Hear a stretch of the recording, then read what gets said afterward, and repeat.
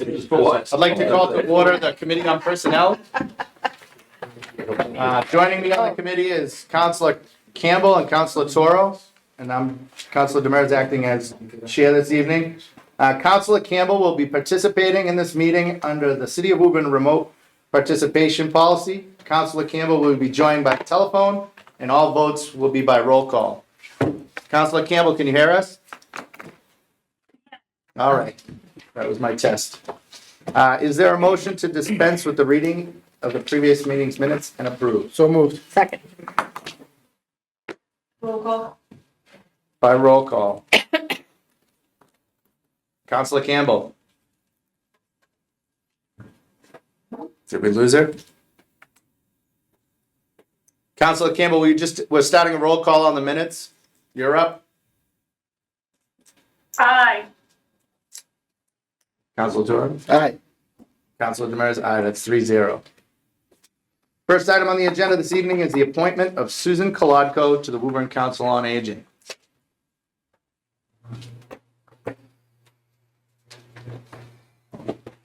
Thank you. Good evening, everybody, if I could. Councilor Demers, is she present? Yes. And the mayor's introducing her as we speak. Thank you. Good evening, everybody. It's my Good evening. pleasure to introduce Mr. you Mayor, if you tonight. could make sure to speak up, that would be great for Councilor Campbell. It's my pleasure to introduce to you tonight a person you probably already know from any time spent up at the senior center, Susan Kolodko.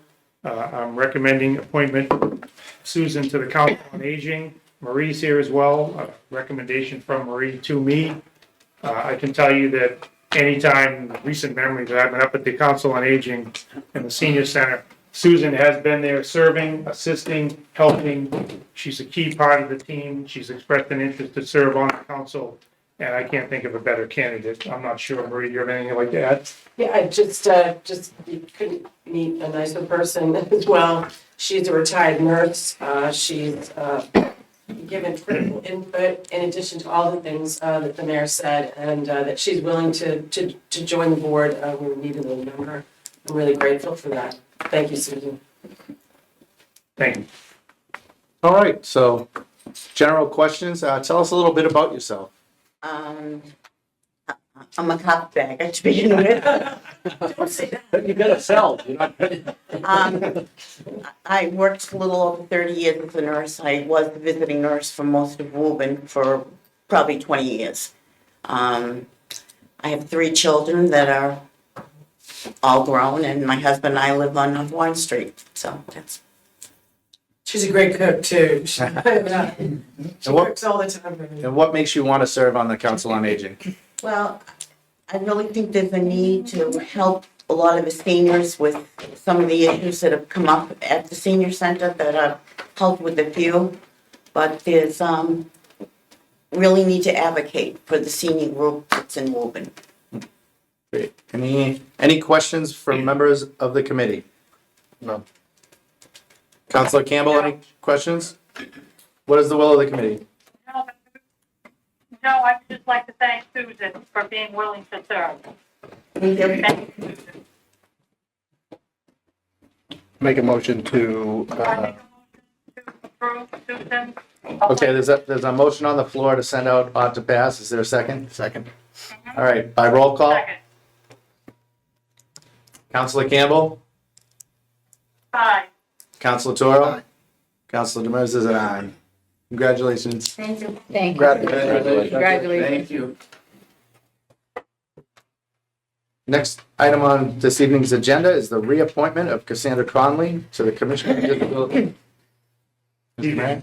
Mr. Acting Chairman. It's customary for reappointments. We don't require the person to be here for the interview, but we did talk with Cassandra. She has served on the Commission on Disability for several years now, and she does wish to continue. And the members find her to be a great addition to the commission. So I ask that you please send that out to pass as well. What is the will of the committee? Make a motion to submit a recommendation off to pass for the reappointment of Cassandra Conley to the Commission on Disability. Is there a second? All right, by roll call. Councilor Campbell? Aye. Councilor Toro? Aye. And I vote aye as well. 3-0 passes. Next item on the agenda is the reappointment of Eleanor Collins to the Woburn Council on Aging. Mr. Mayor? Good evening. Again, this is a reappointment, so Ms. Collins was not required to be here, but we'd like to see her continue her service on the Council on Aging. Maria's here if you have any particular questions, but I think she's a great addition. Would love to see her continue there. Excellent. Is there any questions or comments by the committee? What is the will of the committee? Make a motion to send out not to pass the reappointment of Eleanor Collins to the Woburn Council on Aging. Is there a second? All right, by roll call. Councilor Toro, Aye. Councilor Campbell, Aye. and I'm an aye as well, 3-0. Thank you very much. Motion to adjourn? Thank you. Is there a second on a motion to adjourn? All right, Councilor Toro, Aye. Councilor Campbell, Aye. and I vote aye as well. We are adjourned at Committee on Personnel. All right, now I'd like to call the Committee on Ordinance, Charter, and Rules. Serving on the committee with myself are Councilor Toro, Councilor Mercer Bruin, Councilor Frullo, and Councilor DeMambro. First item on the agenda is the reading and dispensing of the previous meeting's minutes. Is there a motion to read and approve? So moved. Second. All those in, well, you have the roll call, man. No, she's not on the, Do you have to? no, she's not on the committee. What's that? She's not on the committee. Do we have to do the roll call? The Well, she's not on the clerk committee said she should do for all of them since she's still on. the because she's participating via phone. All right. Go by the folder here. Councilor Toro, Aye. Councilor Mercer Bruin, Aye. Councilor Frullo, Aye. Councilor DeMambro, Aye. myself, that's 5-0. Was that, That was the meeting minutes, okay. previous meeting minutes. First item on the agenda, Woburn Madison Holdings LLC for a proposed zoning amendment.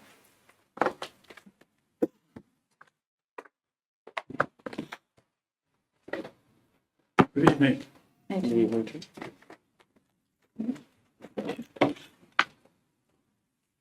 I have a couple of documents that I'm going to reference during my comments I'd like to submit. One of them is the existing section of the zoning ordinance we're seeking to amend, and the second page contains additional language that I discussed with Council Mercer Bruin and Mr. Dan. Is there a motion to take all documents collectively? Second. Second. Second.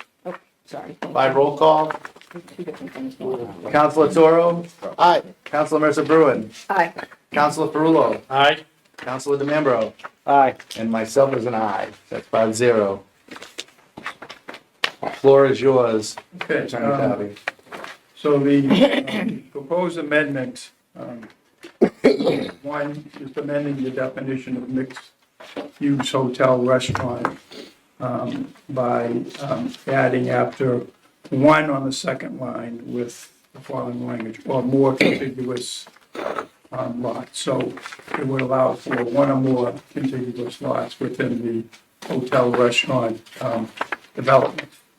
And then the other proposed amendment is in addition to section 6.16, a new section 3, okay, which would state Woburn Landing, i.e. the located at 369 Washington Street, containing a mixed-use hotel restaurant use. So when we put this proposed amendment together, one thing, I always do, because I know I'm going to be asked, is what impact does this have on other sections of the city? And we proceed in this direction because it would have little impact on other sites in the city.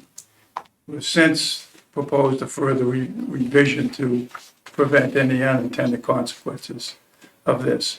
So the first page that I did will highlight in section, it says, notwithstanding the above provisions, the following development sites shall remain exempt from same. So that was Inwood Office Park, Unicorn Office Park, and now we're proposing Woburn Landing be added to that. So the only properties that take advantage of this would be those listed under number 6. And in each instance, we had a development, in the case of Inwood Office Park, which was approved as an 850,000 square foot office park, but never built, and that's where Avalon Inwood was constructed. And Unicorn Office Park, the entire land complied with the FAR in open space. And then as the developers wish to sell off lots to other developers, some of the lots didn't comply with the FAR at the time that was proposed to be changed. So that's why they were exempted. In this case, and unfortunately, Mr. Dowdle from Madison, and we had one of the hotel executives scheduled, but they're at a hotel conference in all places of Los Angeles for the next few days, so they couldn't be here, but we did have an opportunity to discuss this last week. The reason we've proposed this amendment is the hotel is in the process of being refinanced. And in order to do that, we have to separate it into its own lot.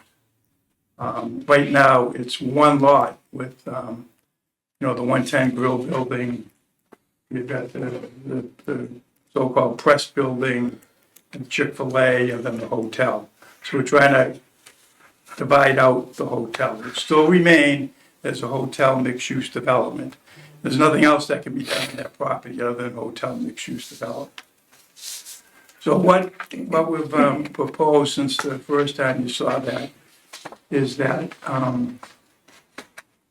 the exemption, when you read the first paragraph of 6, notwithstanding the above provisions, the following development sites shall remain exempt from same. So we've added some language here that says the exemption herein shall apply only to a lot or lots in one of the above development sites in existence as of January 1, 2025.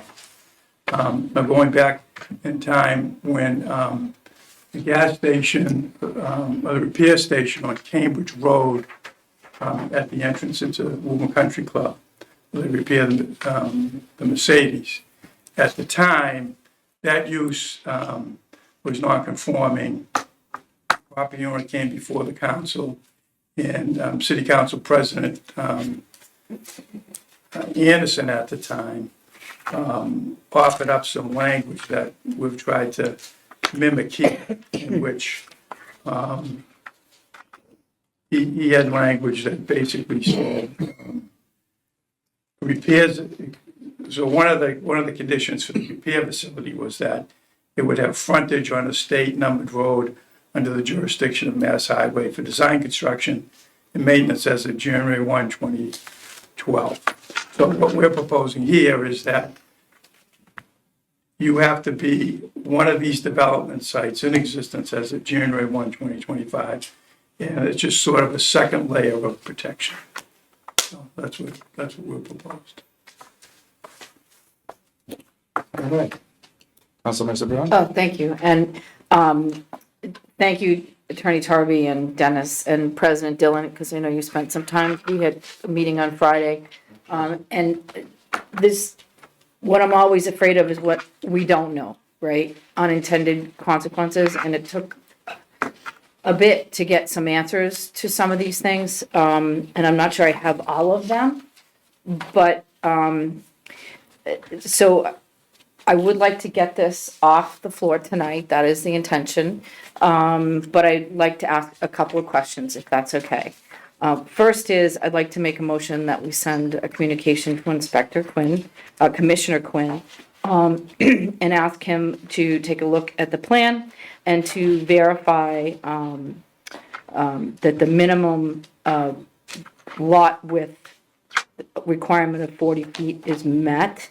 And also to highlight for us any issues that he might see with this existing plan, because it occurred to me, despite the fact that this has been around for a while, I don't have any formal comments from Commissioner Quinn, although he and I have spoken a great deal about it and spoke this morning. So he's aware that this is coming, and we should have something next week from him.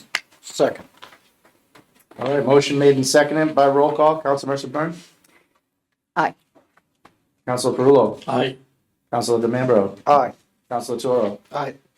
And aye for Council Demers. Can I get that, communication, what she wants exactly? Yes, could you repeat Sure. the, That we send a Motion. communication to Commissioner Quinn and confirm that the plans, the minimum lot width requirement of 40 feet is met, and any other comments he has about the plans, I'd like to get his thoughts.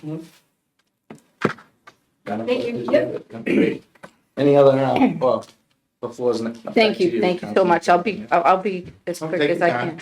can. So Attorney Tarby, the hotel driveway for the access it's not entirely on the hotel property, right? With the Yes. new plans? Yeah, it would be, see, this is sort of a several-step process, so that if the zoning amendment gets adopted, we need to come back before the council to amend some of the special permits that were granted because. All of them, in fact, yeah, Right. yeah. No, so the red line would show, do you have that plan with the red line here? So I can, my question about this, Joe, is will the access only be Washington Street? On the new lot. It will, so the new access will only be Washington. That would be the proposed legal access. Okay, and that's right here, right, on the plan, is that? Yeah. Okay, so what leads me, why I'm asking that question is because now we're not gonna have two places that people can exit. I'm trying to get an understanding. Oh, let me clarify that. There would be cross easements on both properties to pass and repass over, similar to like the Woburn Village. You have Avalon, that is on its own separate lot. You have the daycare next door, and they have the ability to access their site from anywhere, but the legal street access would be on Washington Street.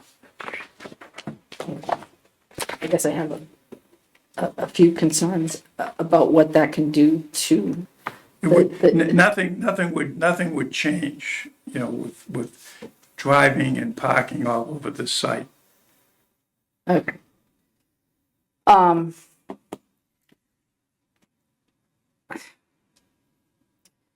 This parcel here, attorney, right here, what's happening with that in the corner there? And for everybody, I don't know if you guys are looking at, I'm referring to this little piece of land right here. What's happening with that parcel and why is it just kind of by itself? Is that something that Mr. Dow, he owns it, yes? Yeah, I'm not sure, but I can certainly find out for you.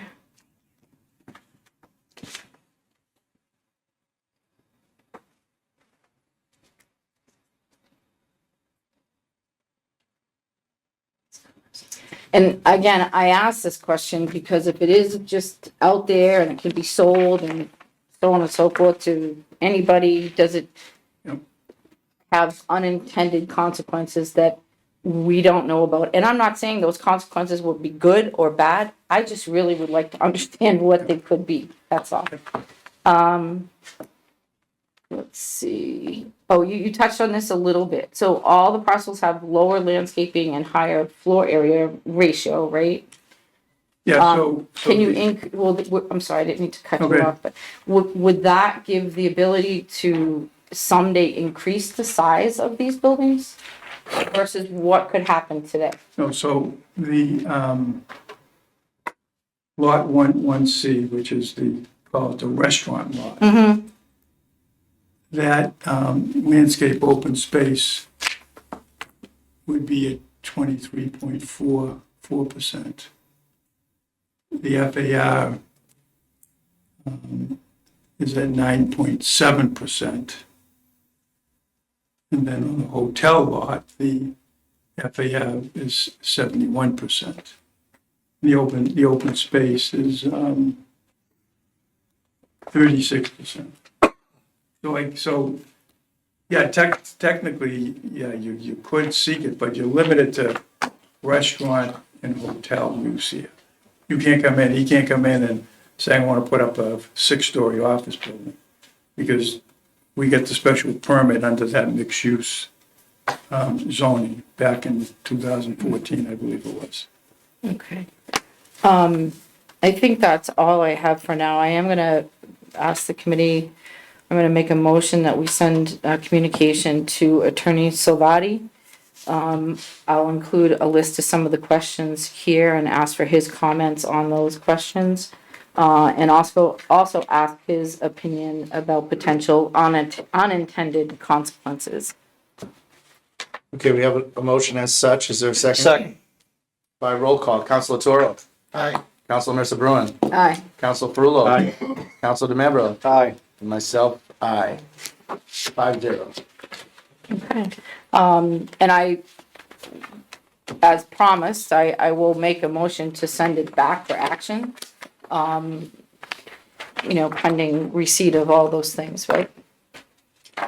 And that's in the form of a motion. Motion made and seconded by roll call. Counselor Toro. Aye. Counselor Mercer Bruin. Aye. Counselor Perullo. Aye. Counselor DeMembro. Aye. And myself, Counselor Demers, aye. Thank you for your Okay. patience as we get through it, right? Okay, thank you. Yep.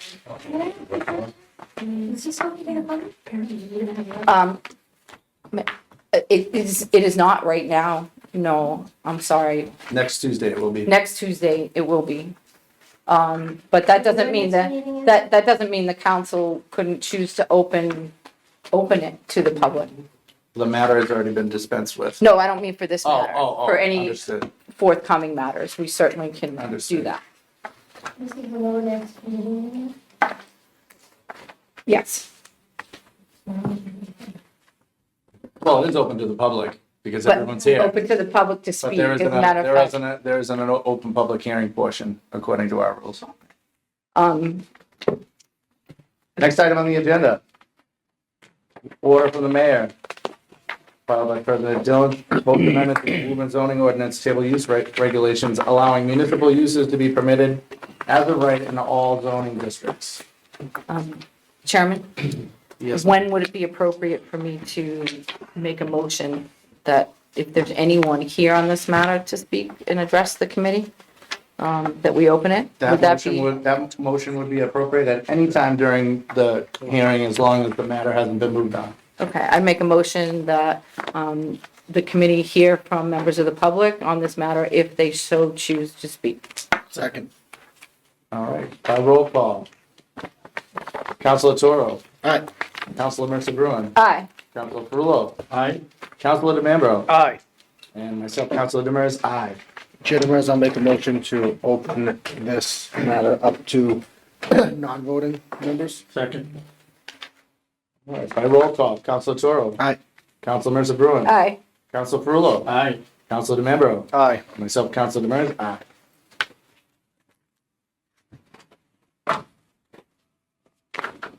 Mr. Mayor. Evening. Evening. How's everyone doing? Good. Appreciate the opportunity to meet with you tonight and continue our discussions regarding this proposed zoning amendment. I'm joined tonight by several members of the team who are available to provide additional input and/or answer any questions that might come up. City solicitors here, building commissioner is here, members of the fire station building committee team, our consultants, Pat and Rick, who you know, Fire Chief Kenton is here as well. Again, appreciate the opportunity to continue the discussion. We talked a little bit about this the other night on the council floor. I understand this is the process. We come into committee and we hash it out. So those who voted to send it to committee, I appreciate that. I appreciate you following that process. I think this is an opportunity to make sure that City Council has all the pertinent information they need before they make a decision on the matter. As you know, this was a proposal submitted into the process for for a zoning change. We have many of those over the years. And the first step in that process is for the matter to go to the council. And the council generally sends it off to the planning board, where it reviews the proposed zoning ordinance, makes recommendations to the full council. So that did happen, as you know. There was a recommendation made by the planning director to the planning board for their consideration. If I could briefly just reference that. Taking into consideration the Mass General Law and associated case law, provide that uses typically allowed in a particular zoning district be categorized as by right uses, rather than requiring special permits. For example, office buildings in office park zoning districts, industrial buildings in IP zoning districts, single-family dwellings in R1 zoning districts. Along this logic, municipal uses, which are typically implemented and constructed because of public necessity, should be allowed as a right rather than elevated to require the issuance of a discretionary special permit. As such, the planning staff recommends that after the board completes and closes its public hearing on the amendment, that it vote to send a favorable recommendation to the city council, and that such recommendation stipulate that municipal uses should be allowed as a right in all zoning districts. That recommendation was made to the planning board. They conducted their public hearing. Several of us were present for discussion, debate, presentation. Members of the public were present, able to weigh in. And as a result of that discussion, the planning board voted unanimously, 7-0, to send a favorable recommendation to this council for adoption of the zoning amendment. I think you all have a copy of the planning board's recommendation to the council. They spelled out 4 provisions that they felt were convincing. I won't bore you by reading them all, but I would ask that you please take a look at them. They basically followed the recommendation of the planning director. They followed his logic that we treat these type of uses as a right, just from a logical standpoint, if no other reason. So you have the planning board's 7-0 recommendation that you adopt this zoning amendment. So what I'd like to do, not to rehash everything we talked about the other night, but just to provide a little bit of context, where it came from, why we're here. So as I said to you previously, this came about during discussions in building committee meetings, primarily regarding the fire stations, but also to a certain extent when discussing the renovation and occupation of 6 Common Street next door. And we talked about ways that we could possibly expedite the process, any pitfalls we might likely encounter, what could we do in advance to ensure that none of that happens? What could we do to try to ensure a speedy process where we get fire stations built and we get occupancy of the building next door? Obviously, all sorts of construction management levers were discussed, ways to stay on top of costs of materials, long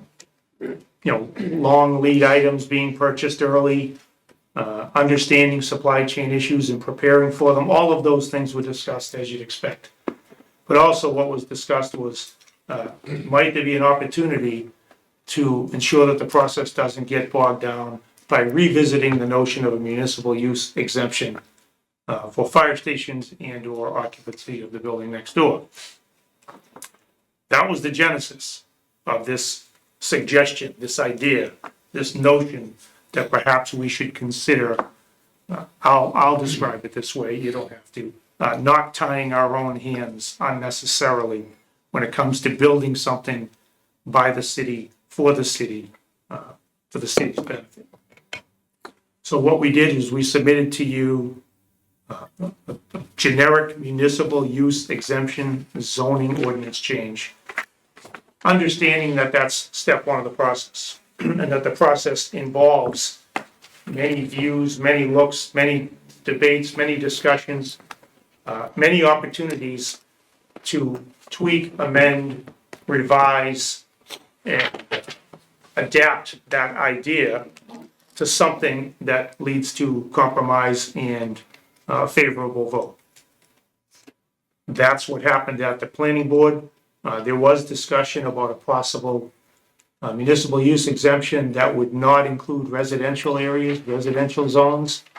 We discussed that for a little while, and at the end of the day, the planning board decided not to have that carve out and instead go with the full municipal use exemption.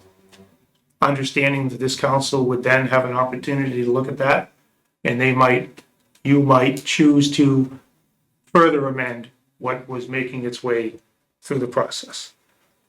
So we're here tonight, still looking at the generic municipal use exemption. But as members of the team are here, at some point, I'm going to ask City Solicitor Salvati to step up and talk about possible tweaks and revisions of the generic municipal use exemption that might be amenable, that this council might find agreeable. So, if I could, and I'm trying to be brief, I promise you. What I'd like to say is what this is not, and then get into what I believe it is. A little leeway, please. So what it isn't is a power grab by me and or your city. It's not an attempt to diminish the power of the city council. Believe me, I'm very sensitive to that. I sat with you for 10 years. I have complete respect for the authority of the city council. I appreciate and respect the division of authority that exists within our city government. I have no qualms about that. I think we've worked collaboratively, understanding the separation of powers. This is not an attempt to diminish your power or enhance the mayor's office power. Nor is it a desire to squash public input or to keep the people's voices from being heard. It's not that. It's not an effort to lessen transparency within city government. I think after 10 years on the council and at least 1 year now serving as your mayor, there should be a little bit of faith in my commitment to transparency, I hope. Another thing that this is not a zero-sum game where someone has to win completely and someone has to lose completely. Not at all. Nor do I view this as the biggest agenda item in my administration. Trying to provide some context here. It's a suggestion, it's an idea, it's a thing we thought might make things go a little bit smoother, but it is not at all a must-have, a do-or-die, a dramatic, critical piece that will be lost without. Not suggesting that, didn't suggest it to the planning board, not suggesting it to this council on a battleground issue. It's not something I'm throwing down the gauntlet, demanding yes votes or they'll be held to pay. Nothing like that. Please understand that.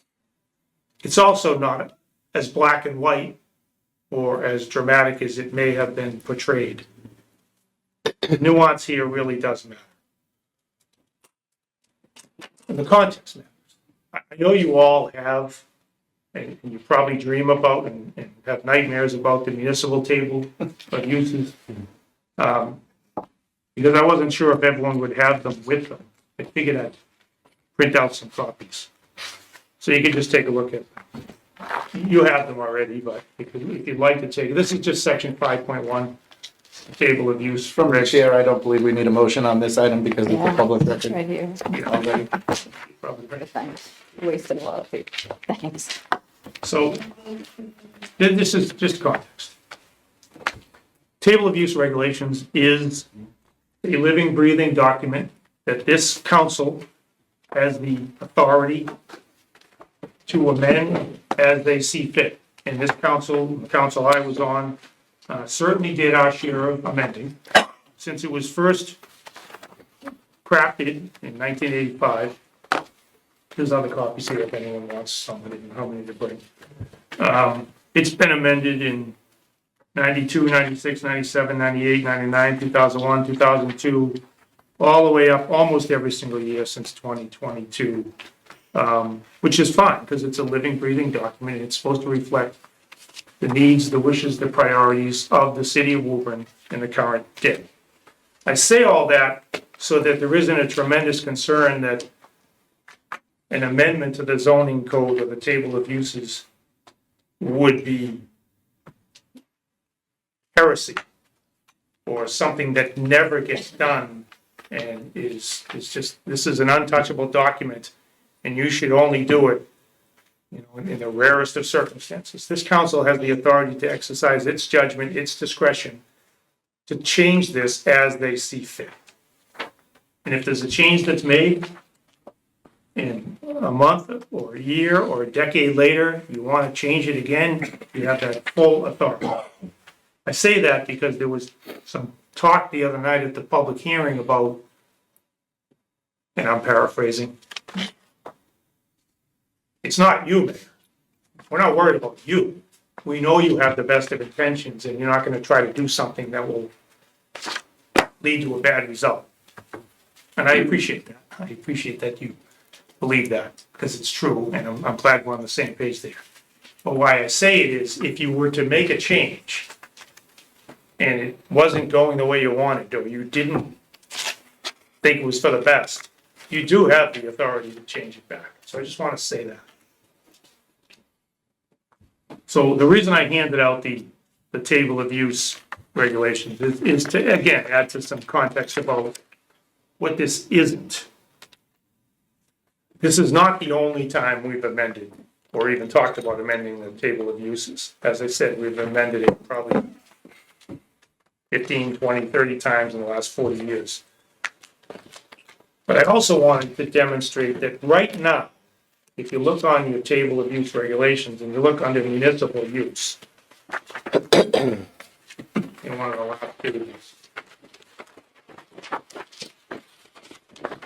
item 79, municipal uses, you'll note that when the city wants to do something in the city, for the city, by the city, for the benefit of the city's residents, we collectively require us to get a special permit in every single zoning district in the city.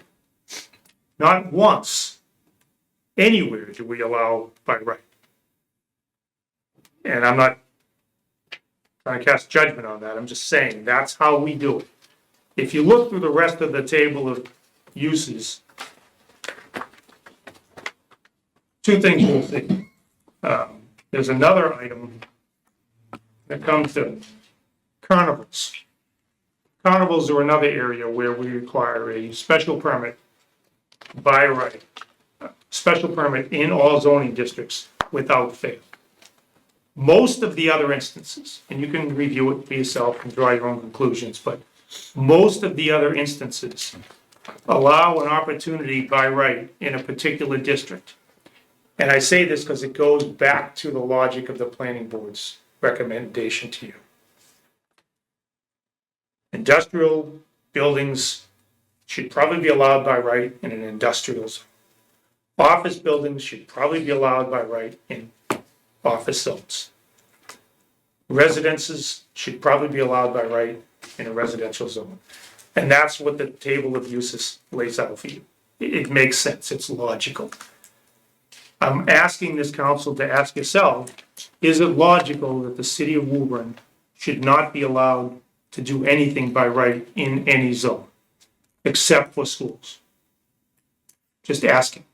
Do you think there's an opportunity, or does it make any sense at all to carve out a public safety exemption? Does it make sense to allow a fire station to be in any of our zones by right?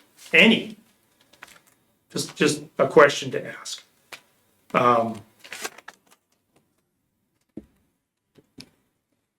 Along those lines, next door, 6 Common Street, was a bank and then it was an insurance company for years. An insurance company can go in there tomorrow by right. We can't put City Hall Annex in there by right. because that would be a municipal use. And all municipal uses require a special permit in every zone in the city. Just asking, does that make sense to you? That, okay, that an insurance company can operate there tomorrow by right, but we can't extend City Hall and extend. These are just the questions I'm asking you to ask yourself. Another example, and I'm not gonna use everything I have, because we'll be here all night. Another example is this. Right now, well, in the recent past, over on Henshaw Street, over in the Ward 5, Ward 2 area, Ward 2 now, I think. There has been an ambulance company, private ambulance company, that's been allowed to operate by right in that area because it's business service. Until recently, they moved. We actually have an opportunity now, and I don't mean to spring this on you in this context, President Dillon knows. We have an opportunity to perhaps, instead of moving Station 4's personnel and equipment to headquarters during construction, to perhaps lease space where that ambulance company was on Henshaw Street, which would allow us to keep the apparatus in the district the entire time we're renovating or rebuilding Station 4. I think that's a tremendous opportunity. We'll certainly talk more about that with the council. This all just happened in the last 10 days or so. But it's an interesting opportunity that might allow us to take advantage of what was there and keep our responding apparatus in the district. Here's the rub. That Action Ambulance Company was allowed to operate there by right in that zone. If we want to put our own fire truck there or ambulance there, we have to get a special permit. Again, do we want to be tying our own hands that way? Do we want to be treating our own municipal uses, which all exist for the public benefit? Action Ambulance existed for the benefit of some other communities. If we put our ambulance and our fire truck there, they would exist there for the benefit of our own community. So, the reason I went through all that is to try to, again, talk about what this proposal to you is not. It's not trying to change the world. It's not trying to deviate too much more from what's already on the books. And the reason I handed it to you is, if you get a second, and you just look through the 9 pages of tables of use, and just look at all the X's. The X's are by right. I highlighted mine because I'm getting old. All of the X's, there's a use, and it's allowed by right somewhere in the city. We almost, not quite, but we almost let almost every use operate at least somewhere in the city, based on that logical argument from the planning board. Office buildings belong in office parks by right, etc. And I'm just asking, does this council have any appetite to carve out some sort of public safety fire station exemption? One last thing on the table of uses. If you look at this is section 5.1, it's item 51, essential public services. When I was going through the definitions, I would have been certain that essential public services in the city of Woburn must obviously include police, fire, DPW. It does not. Our definition of essential services is the erection, construction, alteration, or maintenance by public utilities or government agencies of underground or overhead gas, electrical, steam, or water transmission or distribution systems, collection, communication, supply or disposal system, poles, wires, mains, drains, sewers, pipes, conduits, cables, fire alarm boxes, police call boxes, traffic signals, hydrants, and other similar equipment and accessories in connection therewith, but not including buildings necessary for the furnishing of adequate service by public utilities or government agencies for the public health or safety or general welfare. So we allow utilities by right in all districts.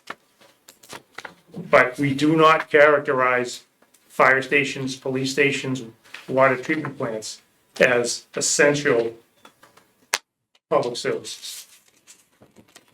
Whether this council has an appetite to consider amending that definition in any way you see fit to include a fire station or some other essential public service under the category of essential public services, I'll leave that to you.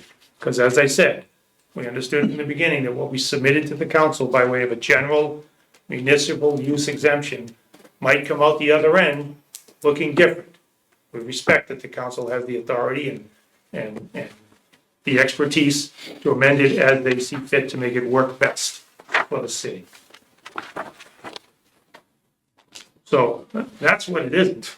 What is it? What is before you? It's simply an attempt to raise the issue to see if there's an appetite through the process, come up with a carve out to do things better than we are. If you don't think we can do it better than we are, fine. I can live with that.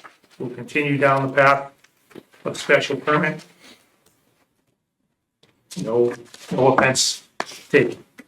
We want to make sure that we're doing everything we can to streamline, expedite the process, eliminate surprises, and to build in predictability to the process, because unpredictability equals time delays and cost delays. We do not want to do that. We don't want to incur additional design costs. And at the end of the day, probably doesn't have to be said. I'm sure this council is well aware that special permit process is subject to appeal. And it could be a sincere, genuine, honest disagreement about law or fact that leads to a delay, or it could be a frivolous delay. But at the end of the day, a delay means our fire station doesn't get built on the time frame we would like to see it built. It's important for this council to understand that if we require a special permit for every single municipal use in every single district, we subject ourselves to the possibility of appeal. And there are some serious implications that go with that. So as long as this council understands that when it makes its decision, that's fine. That's why I wanted to make sure that the process was followed. All the information was shared, all the opportunity for questions to be asked was here. So when the council made its decision, it understood and there were no surprises later on that we didn't see that coming. We didn't know that that could have happened. Bear in mind, the same thing applies to the building next door. We are well underway trying to renovate that building to ensure that the building department, conservation department, and engineering department can move over there and occupy that space. People over here can spread out. We can actually serve the public better. We expect and hope to be in there April 1st. If somebody appeals that, we won't be. You have to get a special permit. We go through that process, and there's an appeal. We won't be in that building at that point. So as long as this council understands that when it makes its decision.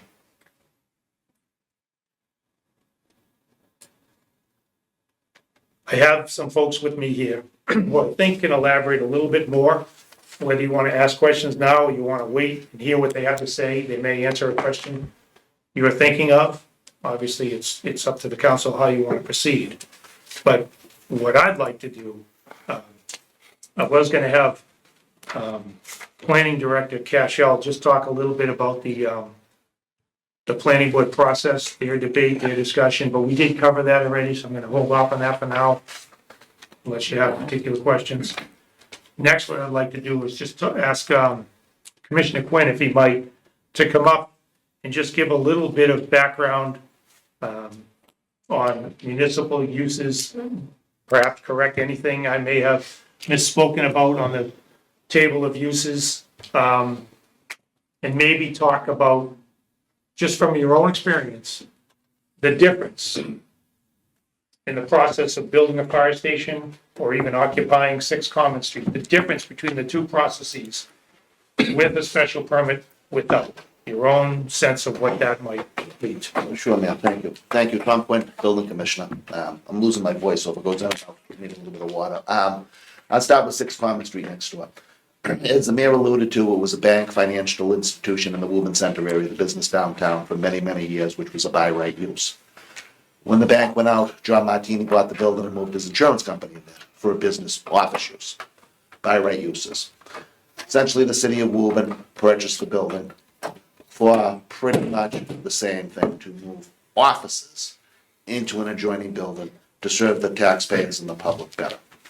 A little more room in this building here, so everybody's working happy. That process there, it requires a special permit based on a definition of municipal use. If Fallon Insurance wanted to go back in there tomorrow, if they applied for a building permit, it'd be business as usual. Essentially, the use that was there and the use that is going in there, there's no change. Reconfiguration of space, which you'd get that within any, tenant fit up, no matter what district of the city. We'll go to the fire station. We have a fire station in East Woburn now that's been there forever. Directly across the street from the fire station, we have the Goodyear Elementary School, which both are in an R2 zoning district. The school, which is much larger, is a by right use. The council, other than approving the funding mechanism for the bond authorization to fund the project, had no other authority. And it's not about authority, I'm just throwing it out there because there was some confusion, thinking that public education required a special permit. It does not in any zoning district. Now we'll go to the fire station, which was probably a quarter of the size of the building. Again, based on our definition, yes, it's in a residential 2 zoning district, does require a special permit under our ordinance. Now, that building there, just to put it in context, if we were in an industrial zone, you could put research and testing at 24,999 square feet as a by right use. All that would have to do would meet the dimensional controls per section 6 of the Woburn zoning ordinances. So I just want you to use that number, 24,999 square footprint. It's pretty big. The fire station, maybe 11 or 12,000 square foot max, half of that size. Yes, again, it is in a residential neighborhood, but the use is already there. It's an established use that's been there. So I just want you to think of that. Now we'll go to Henshaw Street. Ambulance company was in there, classified as business service, business sales, again, based on our definition. They have moved out. Woburn Fire wants to put an ambulance in there and a piece of apparatus, based again on our definition, special permit. It's time, which everybody here is, very transparent. And from my view as the zoning enforcement officer, building commissioner, these things take time. We're a forward-moving city. We succeeded a lot of things. This thought, yes, it came out through the building committee, based on a book that will be 40 years old in April. I think within the next 2 years, we may have more overlay districts in this book than actual chapters. So I'm putting it in context. We're working with a 40-year-old living working document, but some things in this book here are very outdated, and it doesn't serve the public as we're trying to do. I mean, it's, we're just trying to look at the big picture. City council approved the funding mechanism, and I don't think there was any opposition for the $30 million bond authorization for the fire stations. It is a process. I think we all respect the process, and as, Darlene and I don't mean to single out Councilor Bruin, but her and I will battle over topic A, get along on topic B, and have drinks over topic C. It's nothing personal, it's just we all try to do the best for the city. And with this here, for a use that's governed by the city, for the city, we're trying to save a little bit of money, move the timelines up. I think because right now we're at $1,000 a square foot. Delays would be $1,100 a square foot, $1,100 a square foot, $1,200 a square foot in the unknowns if this gets appealed. We don't encourage that, but the office building next door could be appealed. It just doesn't do any good for the residents of the city. And again, the residents are the taxpayers, including myself. So, hopefully I didn't go on too long. No, thank you. And just to follow up real quick, I asked Rick and Pat to be here. Obviously, they're helping us with building the fire stations. Pat Pat, the owner's project manager, Rick is the design lead. They're the ones that appeared before you before, presented what the proposed fire station would look like, what it would cost. We all agreed that's what we wanted built, that's how much we wanted to build it for. I just wanted them to be here to just explain briefly what it might look like to go through the special permit process, what additional steps are involved, what design steps, what additional costs, what timing, and I guess I just leave it at that, because right now, what we'd like to do is put a fence up around the old Station 4 sometime around April 1st. Move the residents of Station 4 and their apparatus out, either to headquarters under Plan A, or perhaps to Henshaw Street on Plan B, immediately. Start demoing the building and get on to construction so there's no delays. This is not gloom and doom, this is not sky is falling. I just figured, why not have them here to explain to you what the two paths look like? Is there additional cost? Is there additional timing involved? Again, so this committee, this council understands the full implications of a decision. So if either one could chime in, please.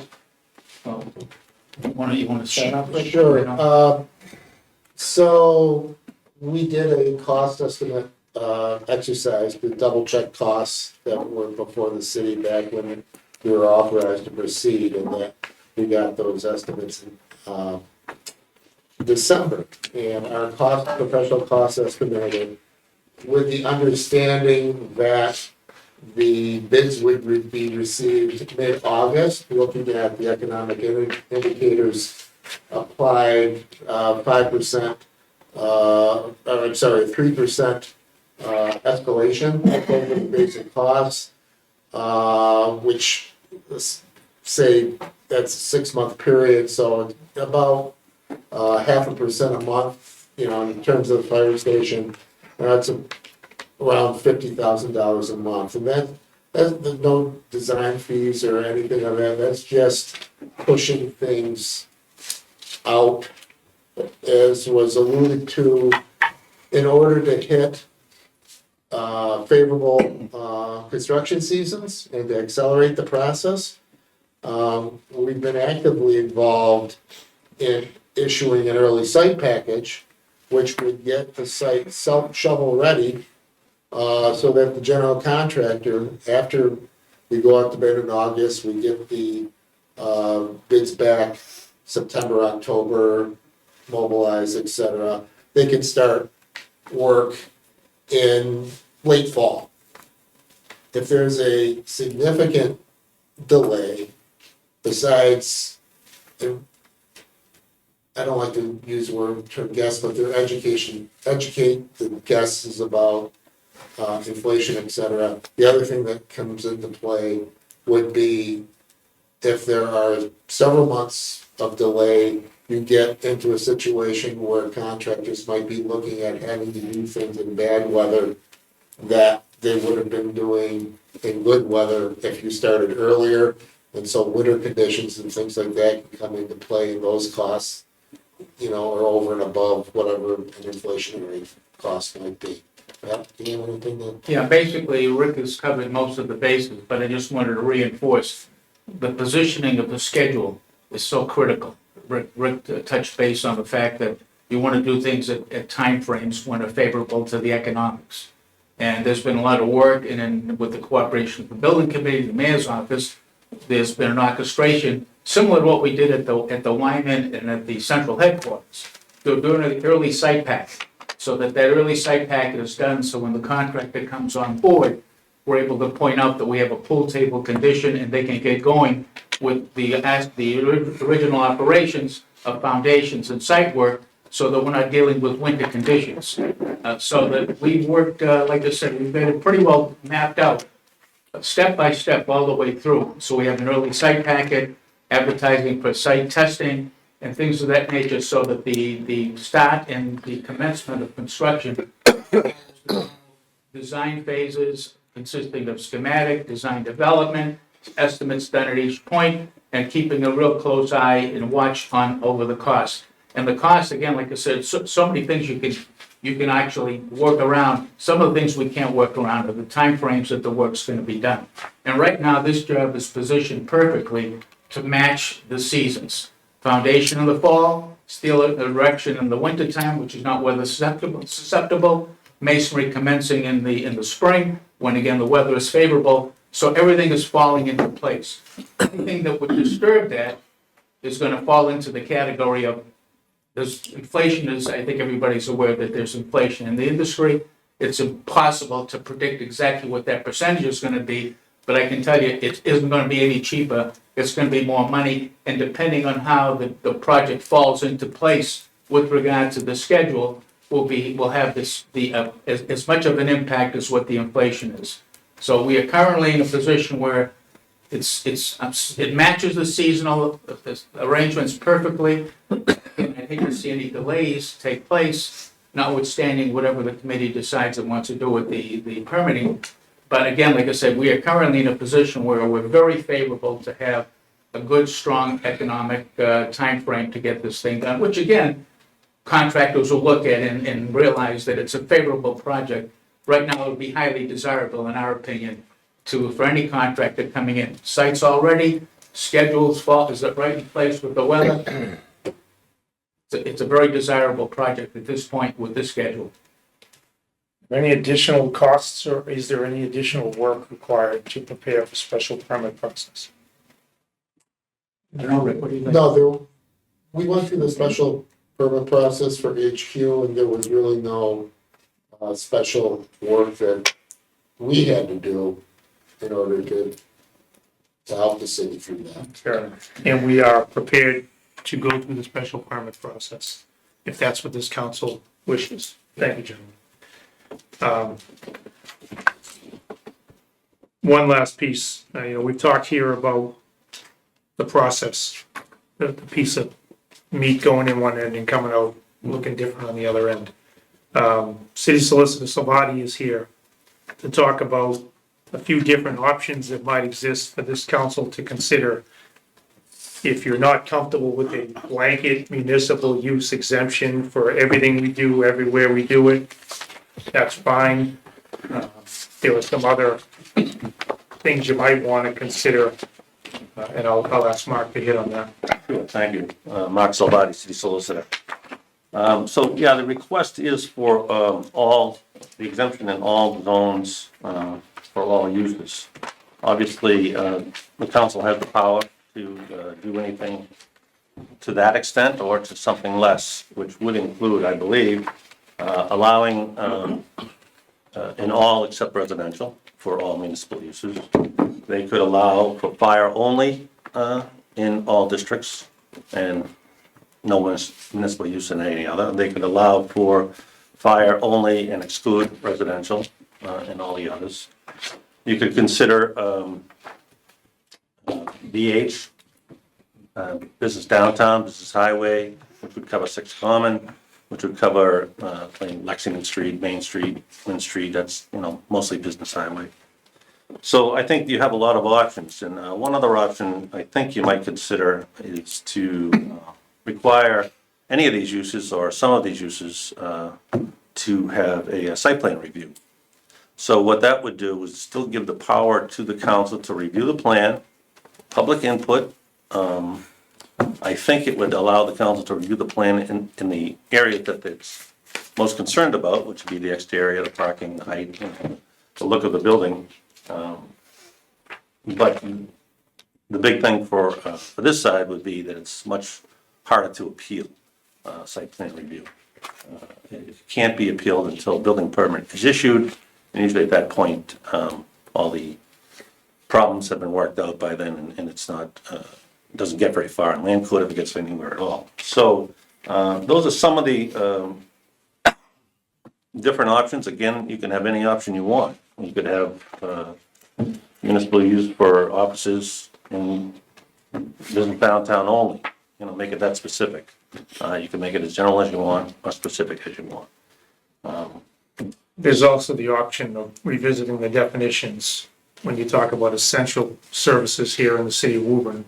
I just ask you, what do you think it should mean? And if you think it should mean the delivery of fire services or EMS services or something else, you could do it, and you could do a tweak there. Just food for thought. Correct, just adopt a new provision that fire is considered essential. Again, that would fall into the category of allowed in all zones, or you could do it, call it essential in every district except residential. So there are many options. I think if we did it that way, we'd have to refile, from my standpoint, because that was not the request initially to change the definition, so it would be a refile. With that, Thank you. I think that's all I have. So, and they're all available here for any questions you might have, but just to summarize, I think what we're trying to do is we're trying to give you the reason why we came before you, hopefully trying to give you a sense of the temperature that we're bringing, not a heated battle, just a suggestion, not a fight to the death, not something that is a demand, it's really a discussion. We went through the planning board, had a really good discussion with them, came out with a favorable recommendation. Wouldn't want anyone to think this is some sort of power grab or overreaching effort to keep people quiet. Not that. The building committee we have in place now mirrors previous building committees. I can tell you we have a member of the public who has come to several of the fire station building committees and has weighed in each time she's been there with questions, thoughts, concerns. People are welcome. Council members are on the committee. Others are welcome and have joined us.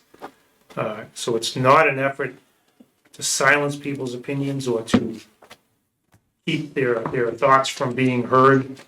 I would go so far as to say that the conversations in the building committee meetings where residents have input carries just as much weight as if a resident comes to a public hearing and suggests that the council add a particular special permit condition. Sometimes the council does and sometimes it doesn't. I wouldn't want anybody in the public to think that their right to be heard during the special permit process means that the thing they want gets included automatically because it's a special permit process. Because we all know that's not true. It's the right to be heard. And we are affording folks the right to be heard, and the building committees just have, as we have before. We're not trying to hide anything, simply trying to move the project along on time, on budget, to build, in this particular case, the fire station that we all want built, move on to the next one we all want built, the ability to occupy the building next door and expand City Hall so we can all operate more effectively and efficiently and serve the public. I'd ask you to take a look at this zoning ordinance in general and section 5 in particular as the living, breathing document that it is. Understand that this council and other councils have the full authority and have exercised it to amend it as they see fit.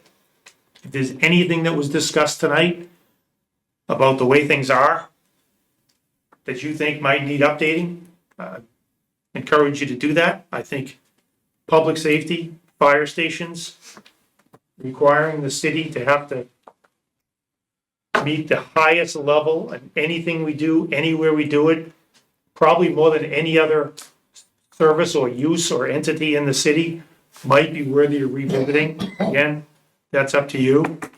But I just remind you that this is a city project, the city benefit, voted on by the city, paid for by the city, built by the city, monitored and executed by the city through its building committee for the general benefit of the city.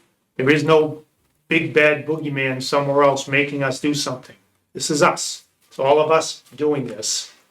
And I think we can be trusted to do it correctly if the council sees fit to amend the zoning ordinance in some way towards loosening up the municipal use. So that's my rather lengthy All right. presentation. Thank you, Mr. Mayor. So just let everybody know for the edification of the members and the general public. I'm gonna go around, we'll take questions from the council, and then we'll open it up to anybody from the public who'd like to speak, and then we'll loop back around for any follow-ups, right? Councilor DeMambro?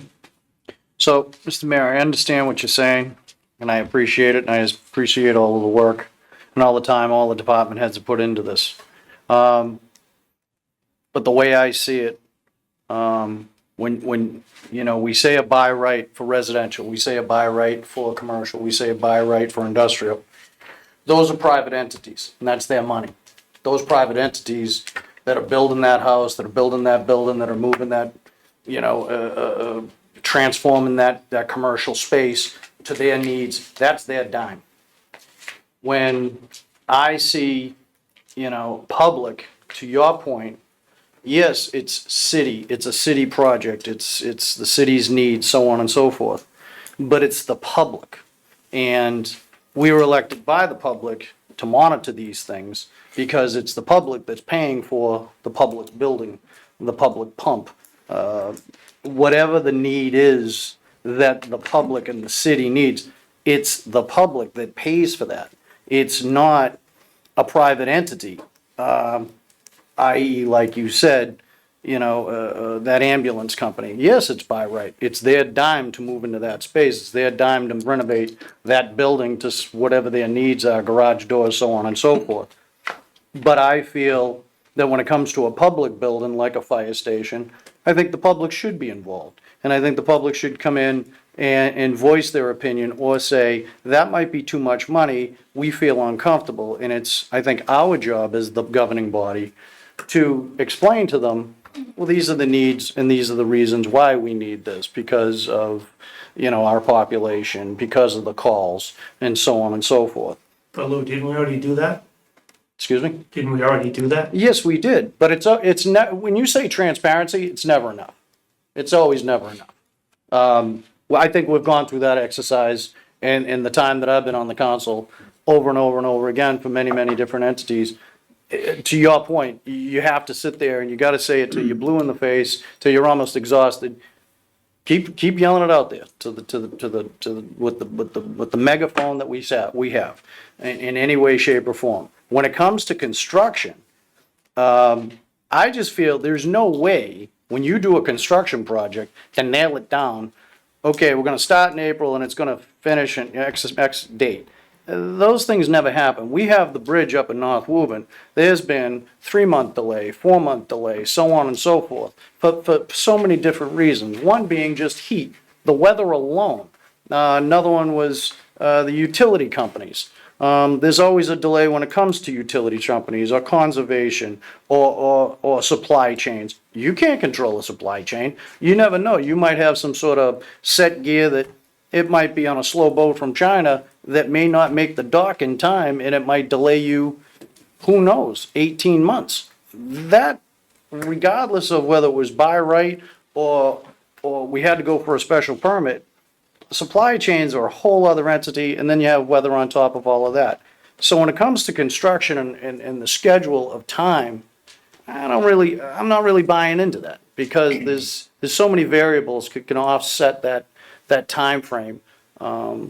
So that's why I just feel in this case, when it comes to a fire station or a police station or a sewer pump or a water pump, I don't see the problem bringing it to the city council saying, look, this is what we need. And I believe we have enough tools in the toolbox, as well as department heads, that if something needs to be expedited, we have the ability to see what our needs are, plan it, and then set the course and set that heading.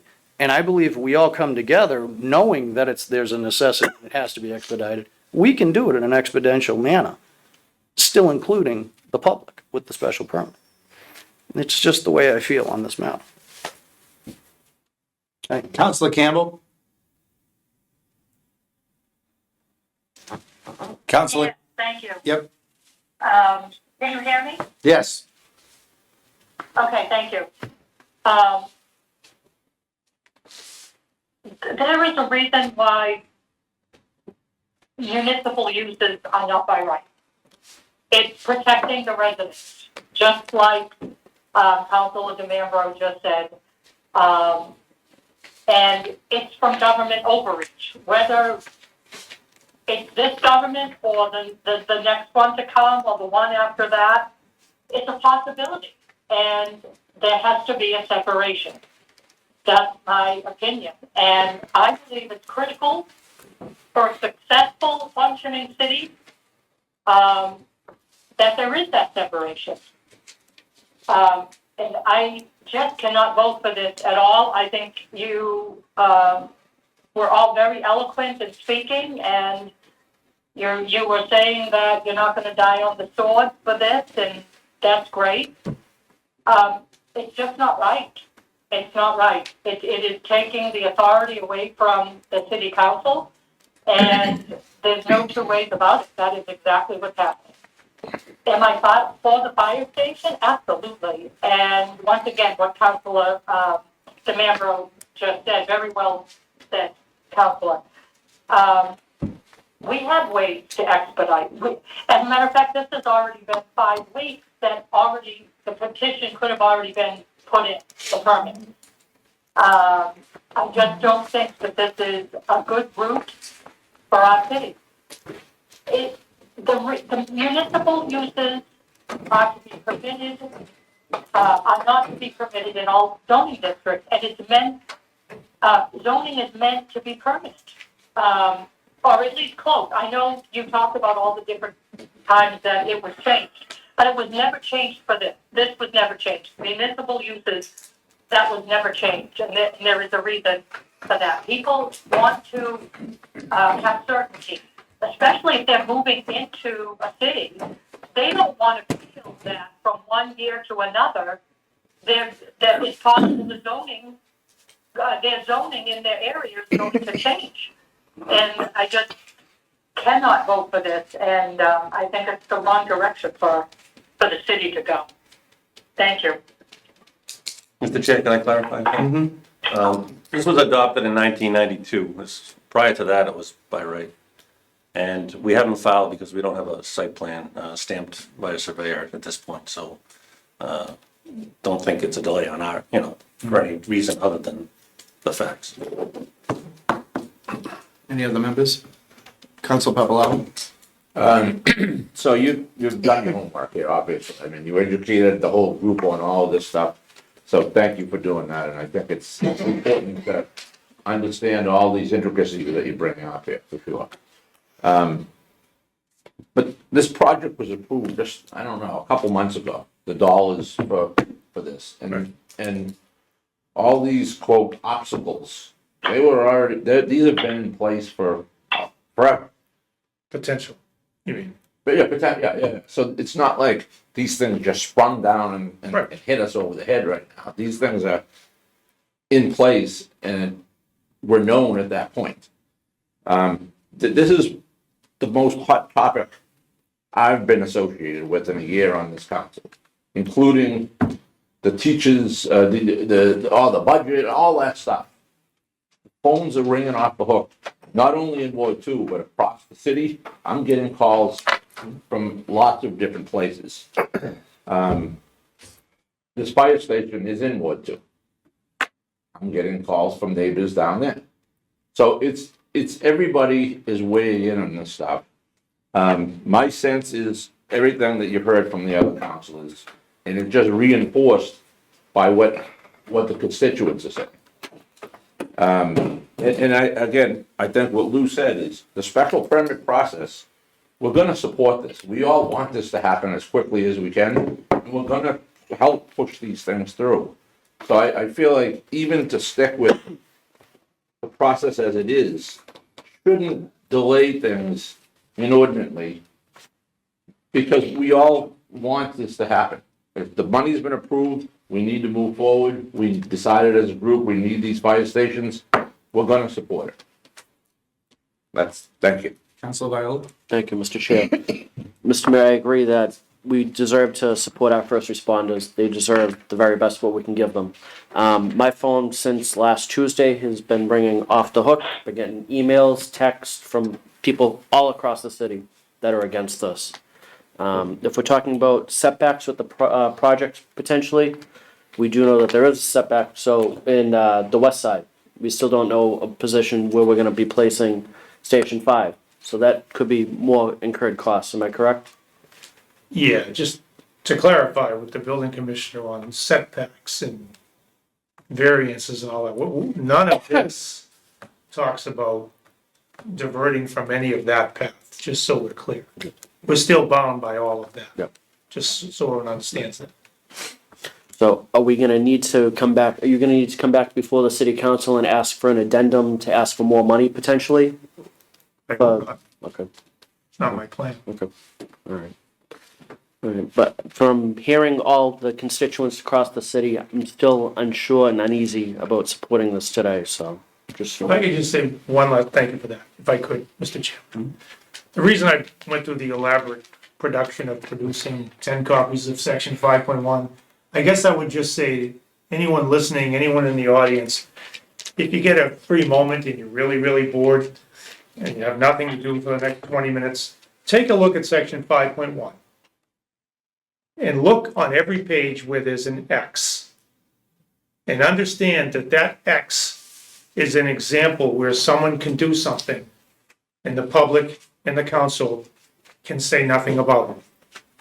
And I know that the tenor of the calls you've received and the emails you've received is that this is a reduction in people's rights. I just want people to understand what the scope of the current scope of their rights actually is. And an X means, at least in the arena of reduction of rights conversation, an X means you don't have that right to speak. Council doesn't have a right to weigh in and hold someone accountable for special permit conditions. Members of the public don't have a right to be heard at a public hearing. So if you count up all the X's on the 9 pages of our table of use regulation, there's a ton of X's there. Every time you see an X, it means the public's rights have been squashed, killed, silenced. Every time any council voted to put an X in any one of these pages, that's what they said. They made a determination that for this use in this district, we don't need to hear from them. If we were to buy into the tenor and the environment that's out there right now, that this is a primarily a right to be heard issue. That's fine. That might be how you're hearing it. I understand that. I would just encourage anybody who is thinking that way or hearing those comments to count the X's. You may want to think about removing some of these X's. Maybe the people need to be heard more. I don't know. This is the one we're living with today. I think there's some instances where maybe we can be trusted to remove, to add an X in another column. But maybe you think we may need to remove a couple of X's. But make no mistake, X's mean no right to be heard by the public. Sorry. Councilor Thurlow? Mark, could you just talk us through changing the definition under 51, what that would take? That would take I believe, a refiling. I don't think you could use this particular one, but it would How just- quick could we move that? I could have it in by Thursday, and you could hear it in March, the first hearing in March, probably. Thank you. Maybe it's probably the second, depending on Lindsay's, And Bob, that just goes to the point of options on the table for this council and common sense. If you believe that common sense says that it should be, that public safety and fire stations should actually be considered essential public services, then that's a mechanism to implement. And can I ask a question? That essentially still has the same effect and removes the special permit process. It's just an end run around what we're talking about here, right? It still eliminates the special permit. It still eliminates the public hearing where people are heard on the record, and it eliminates the ability for any appeal. I just want to make sure I understand what that will do. Yeah, just like Okay. it No, does I just for wanna the make- erection, construction, alteration, Okay. maintenance Got it. of all of the utilities. I just wanted to be clear about it, because I wasn't. that's why I suggested site plan review as a middle ground. Yeah. If I could, I mean, I was gonna ask it, then I said I didn't wanna ask it. Then as I looked at 11A with the schools have the full right to plant wherever they want. And I look at a fire station, it's similar to a school. Well, No, are I we mean- debating or? Councilor, Mr. Bruin? That's what we're here for. Yeah, so, that's under section 40 of Mass General Laws, section 3, right? That schools and religious places can, yep, they're exempt. And I will point out that nobody in this room or this city had an option to decide that. That was decided by the Commonwealth for us. May I? Darlene, It's in the, Mass General Law 48, in a. Like the MBTA, it's in the No, same but- section, no, it's in the same section. But we're gonna The stick to Dover this. Amendment, yes? Dover Amendment, it's subject to reasonable regulations. The reasonable regulations may be just with the permit granting authority. It could fall with the planning board, could fall with the building committee, could fall with the building commissioner. If you look at all those X's, Right. that's all within the Right. building commissioner's purview, so we need to be clear, and I don't wanna get into the MBTA thing here. To Councilor Reasonable. Barillo's point, which I referenced a little while ago, the school was across the street. Great school, all of the schools, beautiful, we've done great work.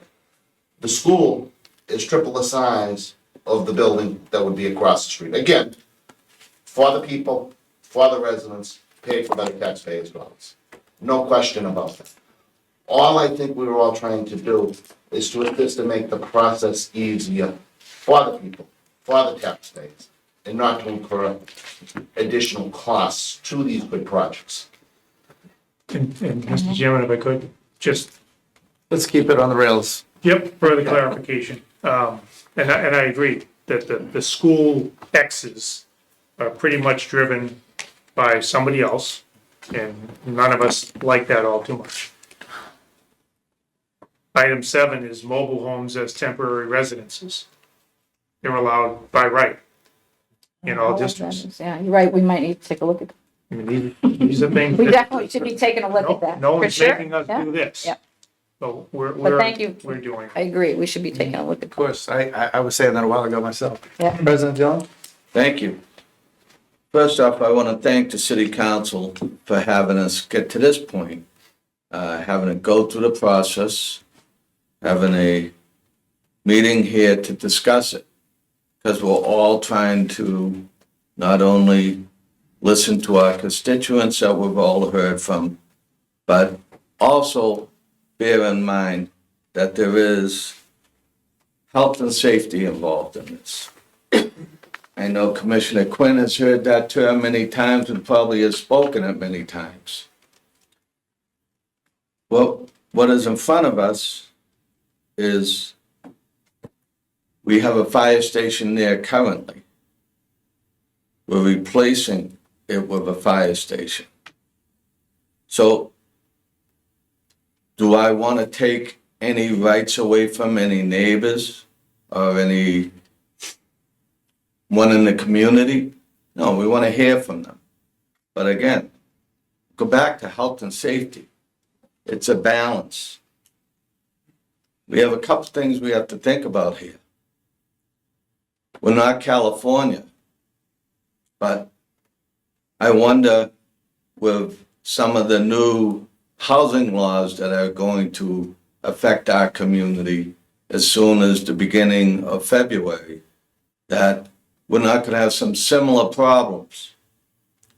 We talk about the fires out there, structure to structure. We have, with that housing law, we have ADUs coming quickly by right with a permit. All this speaks again, is there any appetite for site specific for this one location? I put it out there just to get some feedback on it. I've heard from the constituents as well. I've asked them the same question.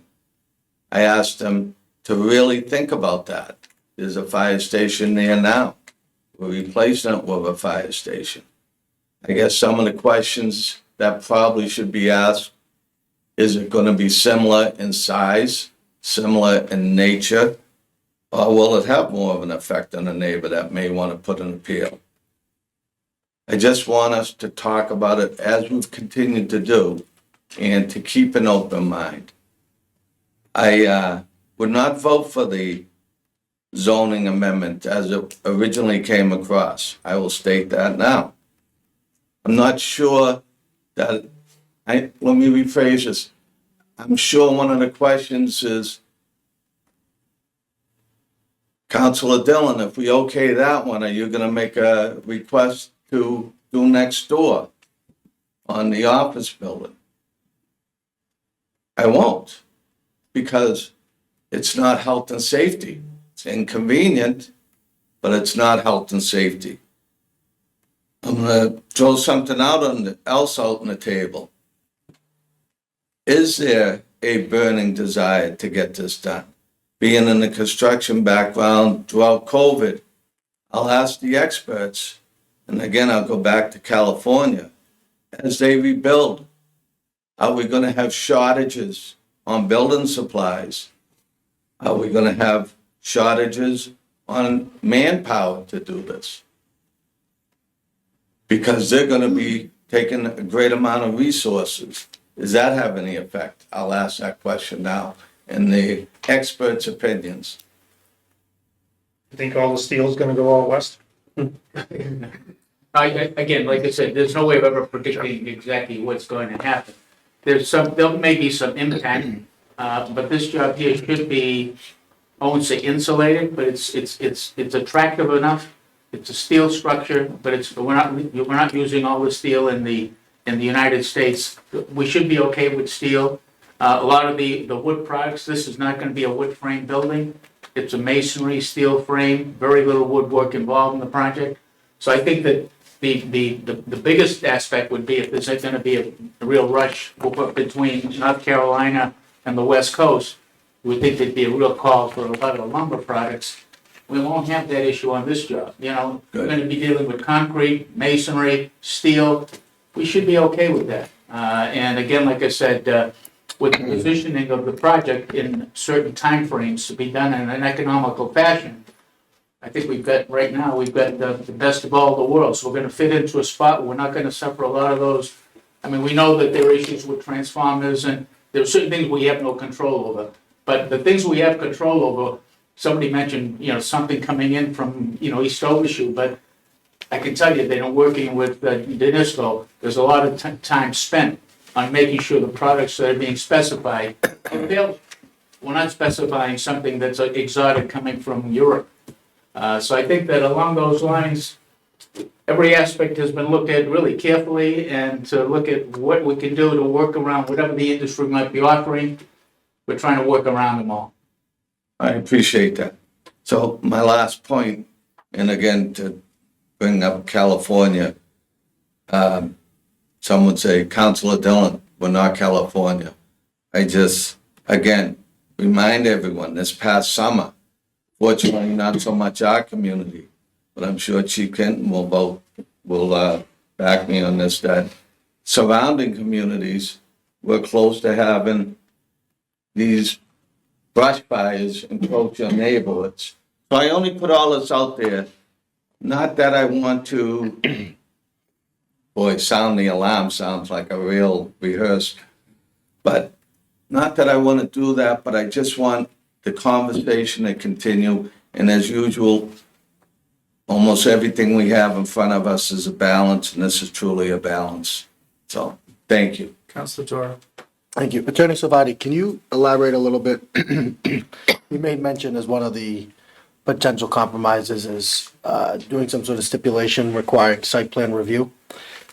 So hypothetically speaking, if that was voted on and passed, what does that look like? So for the public, like how does that different from the special permit process now? You know what I mean? You mentioned that public still weighs in, city council still has authority over the aesthetics, the structure of this. Quinn could probably help me a little bit, but it's basically like you would on a private school. The input you would have in that area, which involves traffic discussions, site, the look of the site itself, parking, landscaping, all those kinds of things. There wouldn't be very many conditions put on those things typically. like the color of the buildings or, you know, the layout of the buildings or exits or anything like that. Tom, anything you wanna? I would say, Mark, I think when we did the 40-yard district bill over at the Woburn Mall, I believe that most of those uses were site plan review through the city council. Yeah. I think there was maybe one special permit for drive-through of financial institutions on that site. The site plan is pretty much everything you do now relates to, when you're, on the council case, the location of the building, the aesthetics, the parking, the landscape, the usable open space, the lighting, screening between residential or commercial properties, general impacts on the neighbors. It's still a process. It's a different means, which, it gets pretty much the same thing, in my own mind, in a simpler way. It still allows for a public hearing? Yeah. No? No? Can I'll someone wait till clarify I that have for- the, I'll wait till I have I the would love floor. a clarification on that, Sorry. does that still allow for public hearing? I think John has. Let's, I would like that question answered. Yeah. While I'm here, so Director Cashel, can you? It's pretty simple. So a special permit is typically referred to as a discretionary permit, meaning it can be formally appealed. So the decision of the council to issue a special permit can be appealed by an aggrieved party withstanding if they go to court with it. If it's a project that only requires a site plan review, this will be strange to most people, but I've been through this so much lately, and there's a lot of new case law on this. Site plan review is nothing but an advisory decision of the site plan approving authority. A planning board that's a site plan approving authority is just sending an approved site plan or an edited site plan to the building commissioner. Site plan review is not an appealable decision. It's an administrative decision that has no legal basis for appeal in the court system. So the only thing that can be appealed in a by right site plan review process, the only decision that could rise to the occasion of an appeal is the building commissioner issuing a building permit or deciding not to.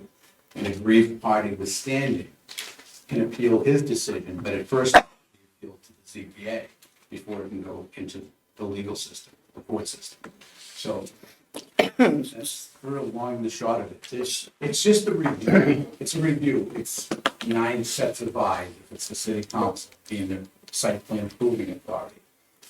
It's 9 sets of eyes critiquing the plan and then delivering their decision, their site plan to the building commissioner, who has the authority to issue a permit or not. So hypothetically, let's say this was already instituted, this was in place, the fire station's being built or is coming before us. Does this come on our docket, come in front of us? We open a public hearing similar to that of a special permit? Is that the same formal process? I believe it is, yeah. Yeah, that's the typical We can process. condition those, we can formally hear from the residents of the city, condition the site plan review? No. You cannot. So You we cannot can't condition condition. But you can ask for changes.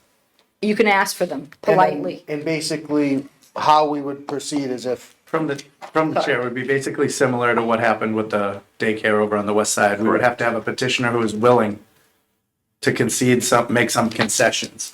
but that was, Aesthetically. that was a by right. This is. Right, but site plan review is very similar because the Dover Amendment protected them.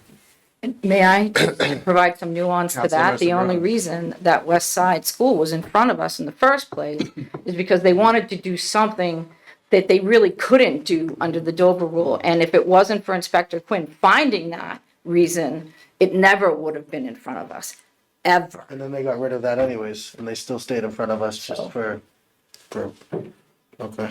But if you had adopted something as site plan review, we would have to come to you. It wouldn't be like the Dover Amendment. We would have to come in front of you for a site plan review. And then the Because two it'd be in the options would code. be, we couldn't necessarily say, these are the conditions, we would say, we No. would either We don't approve like it, this. reject it. Can you change it? And if you said no, we can then reject it?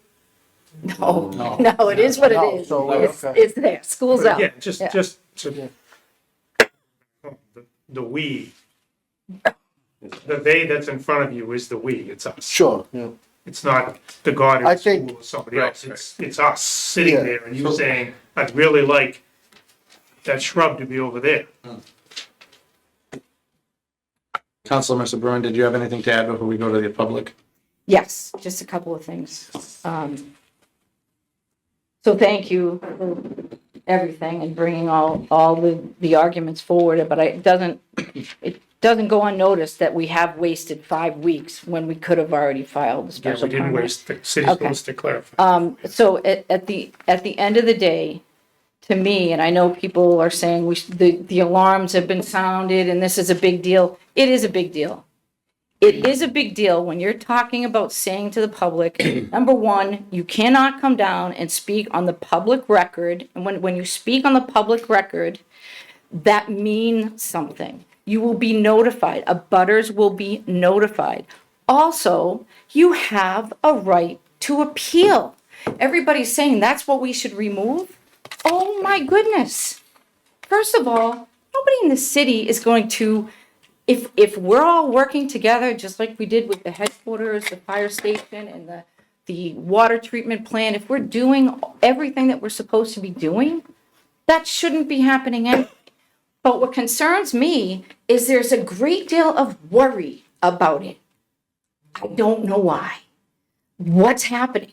Again, we should not be taking this away from the city council or the residents of this city. It's not going to cost any more money. We're not going to be able to control supply chain. And at the end of the day, as it's been pointed out, it doesn't cost any more money. These plans should already be ready to be brought to us. And by the way, all the rules and everything that's in those plans that comes to the city council, those rules we got those rules from our department heads who helped us write those rules and say, this is what we need. So I'd say we're pretty in good shape. And the more we talk about narrowing this thing down to just this one thing, to Central Street, that gives me pause. Why do we have to narrow it down? What's going on? Maybe nothing.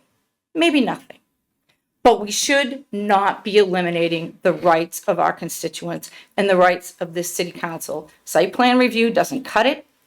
And I have to point out that the Woburn Mall, that was what was called the 40R. It's a friendly 40B. So yes, our power was somewhat limited with that because it was a friendly 40B. We got to have hearings, we got to hear things, but we also had to go by a playbook that came from the state. But we found a way to protect ourselves, getting that housing in, having a say in it. And then the MBTA 3A Act came along where they eliminated, read what it says, they eliminate the special permit process and put in site plan review. That's exactly what that is. So I ask you, for municipal, whether it's fire stations or any municipal uses, it's the taxpayers' money. They deserve to be here, appeal process or not. So yes, I'm sounding the alarm.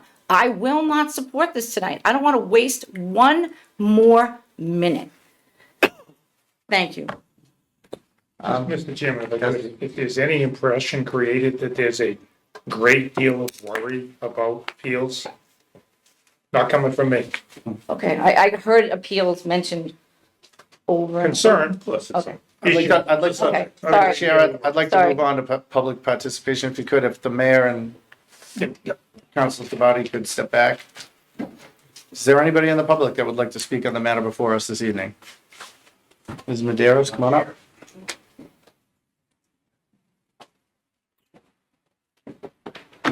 Good evening, Laurie Maderas, 9 Marietta Street. Thank you to those of you who spoke with me on the phone this weekend, cutting in on football and family time. I apologize for making the phone calls at that time. I want to start with the zoning ordinance of 1992. the impetus behind that at the time was that the EPA was gung-ho about reopening Wells G&H. And if there was no restriction at that time, those pump houses could have been built, brought back online. And I'm not saying anybody is ever gonna open Wells G&H, and I hope I never see that in my lifetime, and I'm not trying to use scare tactics by any means. But the thing is, we don't know what's coming down the pike that we need to safeguard from. 10, 15 years ago, we didn't know about the PFAS that we're facing today and the money that we're spending on that now. And rather than change this and then have to be in a state of chaos if and when something that's foreign to us that we're not even familiar with comes along, this has nothing to do with the fire stations. I don't think there's anybody in this city that doesn't want those fire stations. And I think they want that fire station in East Woburn where it is. That's not the issue. This is not about the current administration, about the current city council. And I believe when somebody said earlier, this city council will work with the city on special permits for whether it's next door or whether it's the fire stations. So that's my first thing. I'm a little confused hearing in the one breath, if you don't vote for this, it's okay, it's not the end all. But we're bringing out everybody tonight and long presentation. So is it that important or isn't it? If you're hearing that from the corner office, and you're hearing from the constituents that they don't want it, I don't even see why there's a question. As Councilor Bruin said, we're sitting here wasting precious time. The clock just continues to tick. As far as the X's in the zoning code, I appreciate that.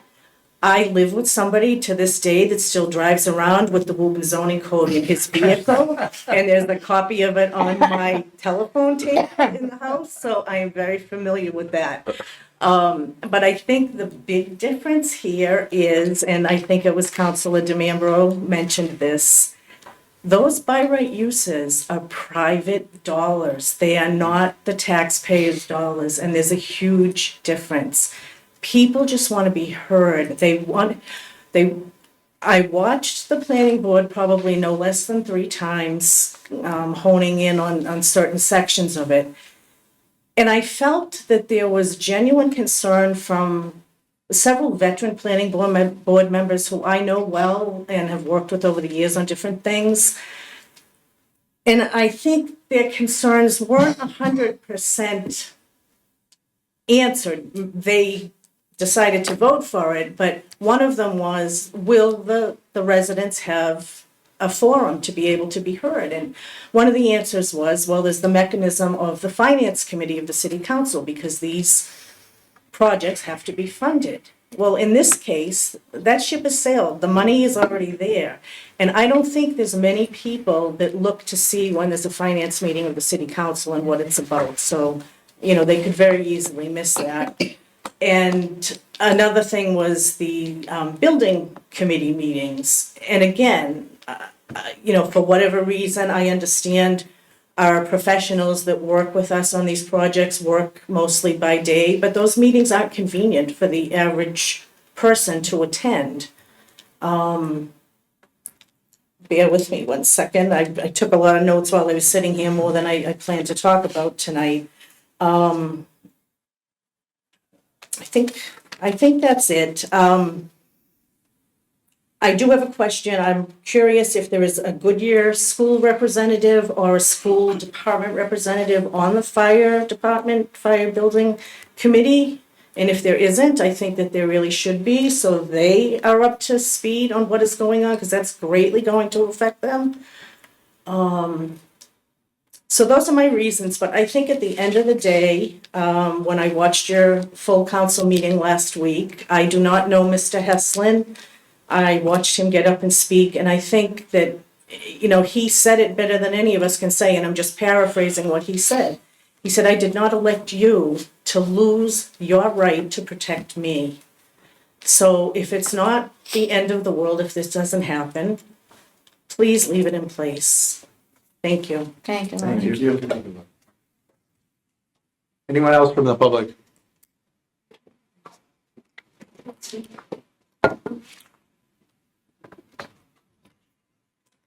Catherine Shaughnessy, 31 Scott Street. I'm learned a lot tonight, so thank you. To me, it's as simple as this. You would be voting to relinquish your own power. Planning board doesn't care. They voted in favor. It's not affecting their power. It's your power. The power belongs in the city council, and I don't know why you would relinquish that to the executive officer. Now, everything here, I understand where you're coming from, but we have to look down the road because we don't know what we don't know. And we don't know what's going to happen or who will be in these positions or the corner office. They may not be as transparent as you people are. So my recommendation, I'm 71 years old and I've earned my opinions. I think you should give it leave to withdraw without prejudice. Thank you. Thank you. Thank you. Thank you. Anybody else from the public? All right, seeing no more public speakers, is there any additional comments or questions from the city council at this time? What is I know the, you've already, I know you've already moved I'll make- on. oh, sorry. But I was just, someone had mentioned about the public not knowing, you know, just because I used to be a local journalist, I think a lot of people, and the explanation and the conversation that went on tonight, a lot of people don't have that. There used to be articles that would say, this is the issue, and maybe they'd come interview you and somebody else, and we're really missing that.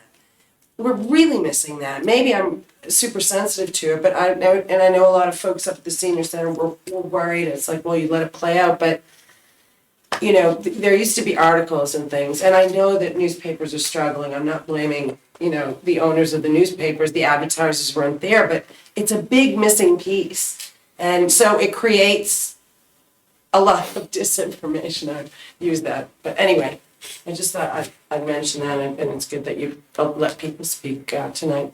Thanks. thank you, Marie. You're going to entertain motions? Yeah, what is the will of the committee? I'd like to make a motion that it go back ought not to pass. Second. All right, by roll call, and just a reminder that we're going with members of the ordinance committee. Councilor Toro? Aye. Councilor Mercer Bruin? Aye. Councilor Frullo? Aye. Councilor DeMambro? Aye. And myself, Councilor Demers, aye. Passes 5-0. For not to pass. Ought not to pass. Make a motion to adjourn? Second. By roll call, Councilor Toro. Aye. Councilor Mercer Bruin. Aye. Councilor Frullo. Aye. Councilor DeMambro. Aye. Myself, Councilor Demers, aye. Thank you, everybody. Thank you.